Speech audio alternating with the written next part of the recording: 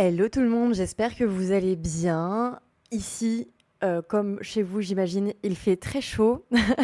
Je fais cet épisode pour enregistrer du coup la newsletter, enfin l'épisode qui parle de l'énergie du cancer. Ça a été un peu long comme process parce que franchement, je suis en train de fondre et donc la rédaction a pris un petit peu plus de temps. Mais bon, voilà, au moins ça vous permettra d'écouter cet épisode en rentrant chez vous tranquillement et en essayant de vous mettre au frais, je l'espère. Ça veut rien dire cette phrase, mais bon, on va faire au mieux avec le fait que mon cerveau est en train de fondre. Voilà. Si vous débarquez sur ce podcast, en fait, ces épisodes-là spécifiquement, c'est mes newsletters que je sors normalement sur Substack, mais que je lis aussi au micro pour les personnes qui sont un petit peu moins friands de parpaing à lire.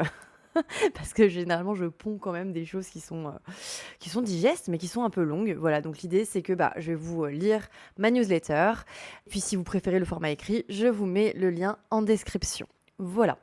Sans plus attendre, on va se lancer. Donc nous sommes rentrés dans la saison du cancer hier. En fanfare puisque c'était la fête de la musique, rien à voir avec la choucroute. Mais c'était aussi la fête des pères et ça fait déjà plus sens. Donc bonne fête à tous les papas. De toi à moi, je me suis souvent dit que la saison du cancer n'avait rien, mais alors rien à faire à cette période de l'année. Car quand je pense au cancer, je pense cocon, je pense plaid, tisane chaude, en famille, au coin du feu. Autant te dire que ce n'est pas sous 40 degrés que j'ai envie de me mettre dans ces conditions. L'été chez moi, c'est plutôt la teuf. Mais bon, je ne vais pas refaire le zodiaque et puis évidemment, il y a quand même un sens à tout ça. Alors c'est parti pour t'expliquer l'énergie de cette nouvelle saison qui commence, pour aborder comme il se doit les semaines à venir. Donc nous sommes dans la 4e saison de l'année astrologique. Si tu as lu attentivement ou écouté, et j'espère bien, mes précédentes newsletters, tu sais que chaque saison est empreinte d'un élément et que les éléments s'alternent.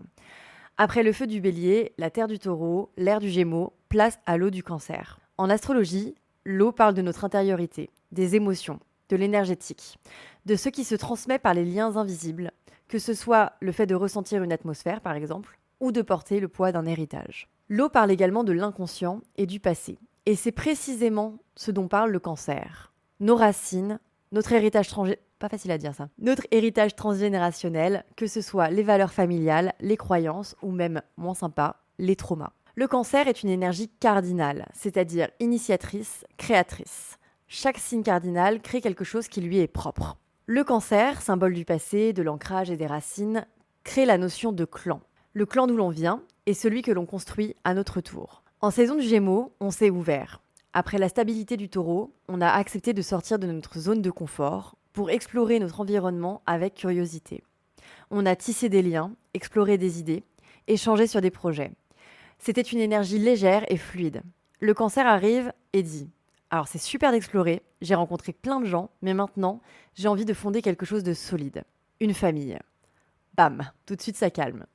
Ainsi, le cancer est régi par la Lune, planète qui symbolise à la fois la mère et l'enfant. Le Gémeaux papillonne et ouvre plein d'horizons. Le cancer, lui, il s'enracine. C'est littéralement un arbre généalogique qui nous dit « Cette branche de la famille part dans cette direction, celle-là par là-bas. On peut faire plein de choses différentes, mais tout part de la même souche, de notre histoire et de nos valeurs. » Alors là, je suis partie peut-être un peu en live, mais bon, écoutez, je trouvais ça imagé, donc c'est parti. J'ai l'image d'un pissenlit qui me vient en tête. Tu as forcément au moins un souvenir de toi en train de souffler sur un pissenlit et que les pistils s'envolent dans tous les sens.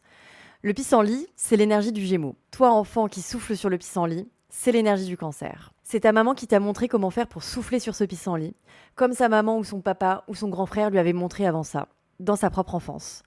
C'est ce souvenir auquel on repense avec nostalgie, mais aussi le symbole de l'histoire qui se répète. Le cancer, c'est donc une énergie qui nous invite à consolider et ou revisiter nos racines, pour comprendre quelles sont nos valeurs, quelle est notre histoire familiale, comment la manière dont on avance vers le futur est en réalité très liée à notre passé. Un passé qui remonte parfois à plusieurs générations. C'est une énergie qui nous invite à plonger en nous aussi, pour conscientiser quel est notre bagage, nos peurs, nos croyances, qu'elles viennent des mémoires familiales ou d'un souvenir d'enfance, et comment se débarrasser de tout ce qui ne nous appartient pas, ou venir soigner notre enfant intérieur. Dans un thème astral, le cancer est en analogie avec la maison 4, le fond du ciel, c'est les racines. Et ça fait face à la maison 10 et au milieu du ciel, la direction que l'on suit pour se construire. Qu'importe notre vie, notre schéma familial, on a tous un passé et un héritage. Et cet héritage a forcément un impact sur la manière dont on se construit, que ce soit conscient ou inconscient. Cette saison nous dit, avant d'aller plus loin, observons le passé pour en tirer des leçons et consolidons nos liens avec les personnes qui sont porteuses pour nous. Ces personnes, c'est notre clan. On ne choisit pas forcément notre famille, d'où l'on vient, mais on peut choisir qui fait partie de notre vie et avec qui on s'enracine. Et c'est à ça, je trouve, que cette saison sert. À venir observer notre intériorité, nos fondations, à digérer le passé, à se connecter à ce qui nous donne de la force profondément et à initier un nouveau cycle sur des fondations plus stables et apaisées. Alors on est bien d'accord qu'on ne voit pas le rapport direct avec l'été.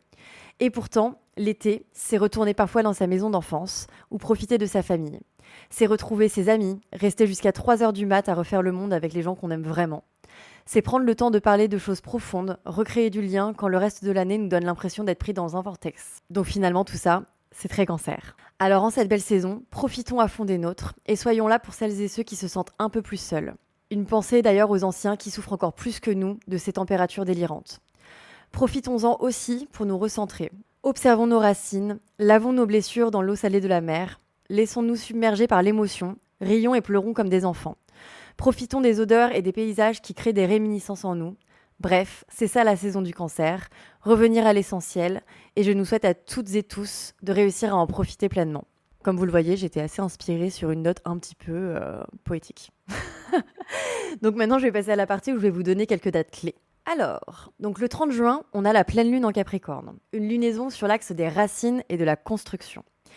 D'un côté, nos fondations, notre monde intérieur, de l'autre, nos responsabilités, notre maturité, ce qu'on bâtit dans le monde extérieur. Cette lunaison se fera en quinconce à Pluton en Verseau et au carré de Neptune en Bélier. Elle pourrait être vectrice de prise de conscience profonde. Neptune en Bélier nous inspire à nous affirmer et à réaliser nos rêves, mais qu'a-t-on besoin de lâcher du passé pour pouvoir avancer ? Du 29 juin au 23 juillet, Mercure rétrograde en Cancer, la fameuse période où Mercure rétrograde qui arrive plusieurs fois par an, mais à chaque fois les gens trouvent le moyen de paniquer, donc on ne panique pas. C'est une période qui nous invite à ralentir, à observer, à conscientiser. Autour du 12-13 juillet, Mercure sera conjoint au Soleil et passera par ce qu'on appelle le Casimi. C'est un moment de clarté au milieu du brouillard de la rétrograde. Dans le signe du Cancer, cette rencontre avec le Soleil pourrait aider à brûler des mémoires familiales douloureuses et des schémas mentaux hérités. Du 29 juin au 10 juillet, Mars sera conjoint à Uranus en Gémeaux.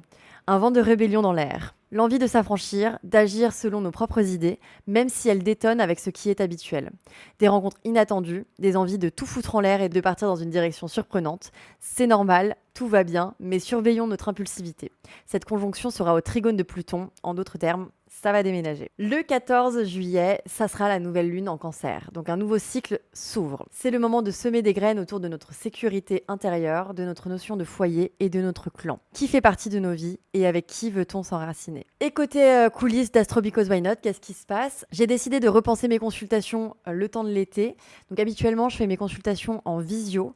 Mais je me suis dit que cet été, avec le fait que je vais beaucoup bouger et que chacun fait un petit peu sa vie, enfin voilà, on n'est pas tous vissés à nos ordinateurs, et heureusement, ça serait plus pratique pour tout le monde si je proposais des lectures de thèmes en audio. Donc c'est ce que je faisais au tout début quand j'ai commencé à me lancer en tant qu'astrologue.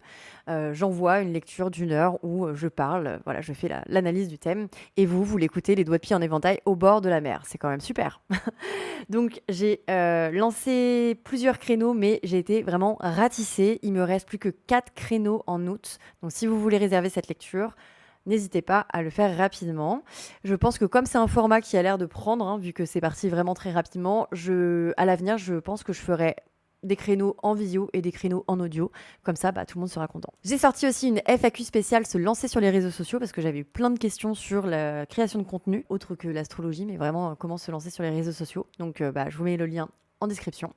Et j'ai 2 nouvelles idées de concepts à développer en termes de création de contenu. Et je me lance le challenge du coup de revenir vers vous avec la première idée d'ici dans la prochaine saison qui sera la saison du lion. Donc voilà, si vous ne me suivez pas encore sur Instagram, n'hésitez pas à me suivre. Suivez-moi aussi sur YouTube parce que très probable que ça se passera là-bas.